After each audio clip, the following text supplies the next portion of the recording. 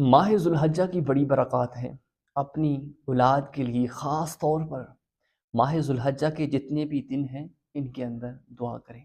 اللہ رب العزت اس والدین جو ہیں ان 10 ایام یا اس ماہ مقدس کے اندر جو والد اپنی اولاد کے لیے دل سے دعا کرتا ہے، اللہ اس کو رد نہیں کرتا۔ حدیث پاک کے اندر بھی آتا ہے کہ جو انسان اپنی اولاد کے لیے کی گئی کرتا ہے دعا دل سے، اللہ اس دعا کو رد نہیں فرماتا۔ تو پیارے ساتھیوں، یہ وہ ایام ہیں کہ جن کے اندر حضرت ابراہیم علیہ السلام نے اپنی اولاد کے لیے دعا کی تھی، اپنی اولاد کے لیے دعا کی تھی، تو اللہ نے دعا کو قبول کیا۔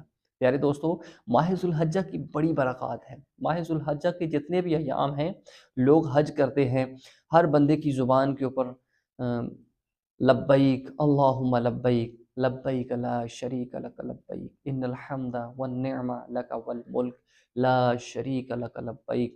اللہ رب العزت کی ان ایام کے اندر ثنا ہوتی ہے، لاکھوں کی تعداد کے اندر لوگ خانہ کعبہ کا طواف کر رہے ہوتے ہیں، زیارات کر رہے ہوتے ہیں، آب زمزم کو پی رہے ہوتے ہیں، اللہ کی نعمتوں کو استعمال کر رہے ہوتے ہیں، اور اللہ کے بتائے ہوئے احکام، حضور علیہ السلام کے جو بتائے ہوئے احکام ہیں انہی کے اوپر عمل کر رہے ہوتے ہیں، انہی کے اوپر عمل پیرا ہوتے ہیں۔ اپنے لیے وہ دعا کرتے ہیں، امت کے لیے دعا کرتے ہیں، اپنی اولاد کے لیے دعا کرتے ہیں۔ تو پیارے ساتھیوں، اگر حج پہ جانے کا موقع نہیں ملا تو اللہ سے دعا کریں، اللہ آپ کو بھی حج بیت اللہ کی سعادت نصیب فرمائے، اور اس کے ساتھ ساتھ امت کے لیے دعا کرتے رہیں۔ خاص طور پہ اپنی اولاد، نیک صالح اولاد کے لیے دعا کریں کہ اللہ اولاد کو نیک بنائے، اور اللہ اولاد کو راہ خدا اور راہ مصطفیٰ جو سنت نبوی صلی اللہ علیہ وسلم والا طریقہ ہے اسی کے اوپر چلنے کی اولاد کو توفیق عطا فرمائے۔ شکریہ۔